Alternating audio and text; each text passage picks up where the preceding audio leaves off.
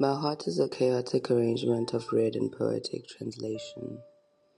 The anatomy of its structure is defined by the tensions of disruption. The bones that have broken my body have gathered their calcified strength into my tongue. A tongue with the ability to lash, strike, kill. My tendons wear and tear from the push-ups my anxiety does on my skeletal frame, heaving my peace up like wet cement on dry ground.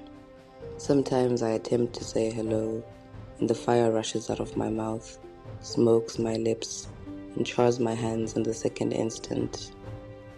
With a whisper for a voice, I try to scream, but my neural pathways press on my voice box with the tenacity of internalized intermittent memory, squeezing the vacuum out of itself.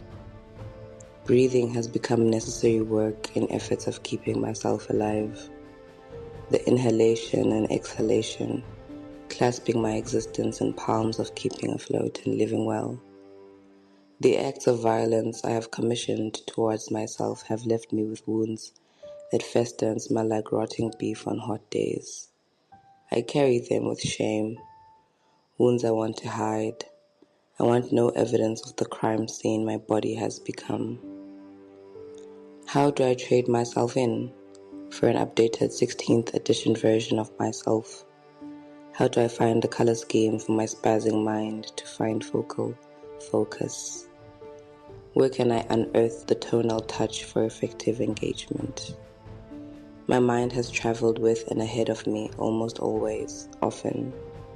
She has danced on probability theory and violently gathered on the plane of negative outcomes like a moth to a flame. I have commanded power over her with the voice of 3 men, and she, like her supposed master, has glared at instruction until it begs for a freedom from meaning and accepts the title of useless instead. She is powerfully engineered and runs like a V8 engine on an open road.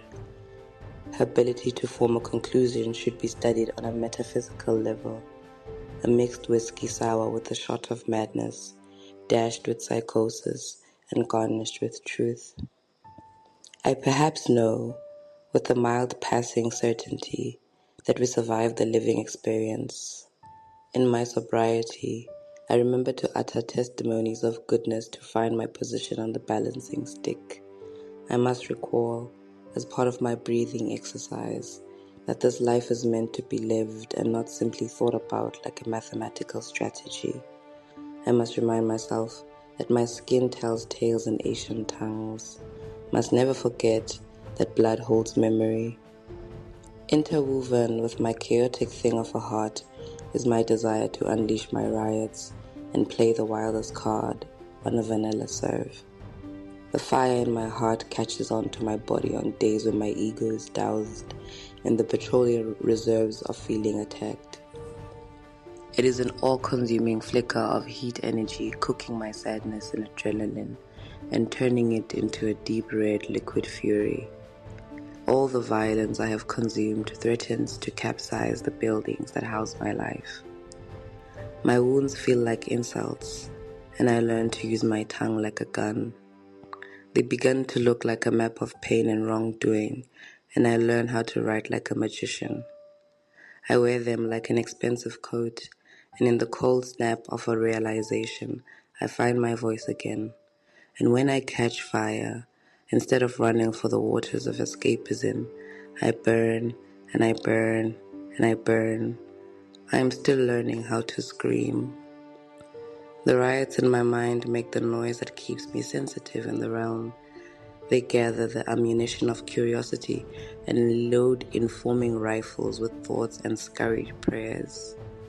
On the days when I cannot forget, the riots threaten to weigh my back down and my body quivers with the known fear. Sometimes I think myself into a fit. On days like this, imagine that hell is an endless pit and hope for the mercy of a soft touch. My mouth contorts and I attempt to cry, but all I can taste is the smell of the wound. That's what a trigger must feel like. That's how one writes about it. The blood in my veins tells a story of keeping me alive through the breaths I take. It retells the tale of the fire, and reimagines it in scenarios thereon.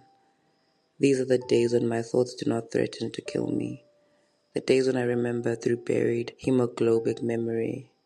The riots make me livid. I am not one for petty parties. Often, confessing that they are there tastes like a red pill in a cotton mouth. I may be too proud for that. I am angry because I've been sad too long. I am angry because I've never known how to be, never known how to dance in its violence, never known what freedom for the captive looked like. I burn and I burn and I burn, like a candle in the dark, like a moth in the flame. I desire freedom from the bond of the self-inflicted violence. I am ready to fight that which taunts me. I am a raging bull and the arena agitates me into an expressive visualization of self. The crowd cheers and I am nervously waiting the bullet that ends the show. All these beautiful words, but my intimate and vulnerable speech would call you a liar. I feel like maybe I need to punch something. Sometimes I am annoyed at this fire, saying prayers to calm it by the waterside of patience. I understand it, but I desire to control it, as I have desired to control many other things in my life, mostly outcomes, mostly me. I am meditating and I understand that the first step is acceptance. I look at my wounds and let myself see them. I can see their metaphorical condition. I desire to rest and let them heal. My mind knocks in popular hoofbeat fashion and I let it play, let it run, actively resisting the urge to gain control. Maybe the anger is a sign I want to be alive, and maybe that's good.